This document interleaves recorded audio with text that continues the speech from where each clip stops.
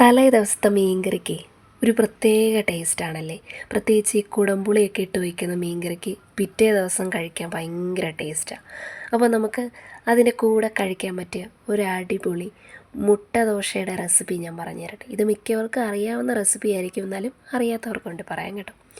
Pan എടുക്കുക. Pan നന്നായിട്ട് ചൂടായി വരുന്ന സമയത്ത് ദോശയുടെ മാവ് ഒഴിച്ചു കൊടുത്ത് നല്ലപോലെ വലിപ്പത്തിൽ തിന്നായിട്ട് ദോശ പരത്തിയെടുക്കുക കേട്ടോ. എന്നിട്ട് അതിൻ്റെ മുകളിലേക്ക് കുറച്ച് നെയ്യ് ഞാൻ ഒഴിച്ചു കൊടുക്കുന്നുണ്ട്. ചിലർക്ക് നെയ്യുടെ ടേസ്റ്റൊന്നും ഇഷ്ടമുണ്ടാവില്ല, അത് ഇഷ്ടമല്ലാത്തവർ ഒഴിക്കണ്ട കേട്ടോ. എന്നിട്ട് അതിൽ മെയിൻ ഐറ്റമായിട്ടുള്ള ഒരു മുട്ട ഞാൻ അതിൻ്റെ മുകളിൽ പൊട്ടിച്ചൊഴിച്ച് നന്നായിട്ട് അതിങ്ങനെ സ്പ്രെഡ് ചെയ്ത് കൊടുക്കുന്നുണ്ട്. പിന്നെ അതിൻ്റെ മുകളിൽ കുറച്ച് ഉപ്പിട്ട് കൊടുക്കുന്നുണ്ട് കേട്ടോ. പിന്നെ കുറച്ച് കുരുമുളക് പൊടി, അത് കുറച്ച് ഏറെ ഇട്ട് കൊടുക്കുന്നുണ്ട് കേട്ടോ. അത് നല്ല ടേസ്റ്റായിരിക്കും. കുറച്ചധികം ഞാൻ ഇട്ട് കൊടുത്തിട്ടുണ്ട്. എന്നിട്ട് രണ്ട് സൈഡും മറിച്ചിട്ട് നന്നായിട്ട് മുരിയിച്ചെടുക്കുമ്പോൾ നല്ല അടിപൊളി മുട്ട ദോശ റെഡി ആയിട്ടുണ്ട് കേട്ടോ.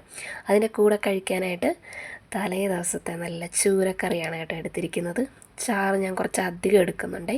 ഭയങ്കര ടേസ്റ്റ് ആട്ടോ. ഞാൻ ആദ്യമായിട്ടാണ് ഇത് ഉണ്ടാക്കി കഴിക്കുന്നത്. കഴിച്ചപ്പോൾ തന്നെ എനിക്ക് ഒരുപാട് ഇഷ്ടപ്പെട്ടു.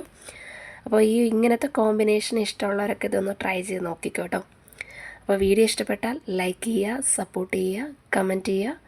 അടുത്ത വീഡിയോ ആയിട്ട് വീണ്ടും കാണാം. അതുവരെ എല്ലാവർക്കും ബൈ.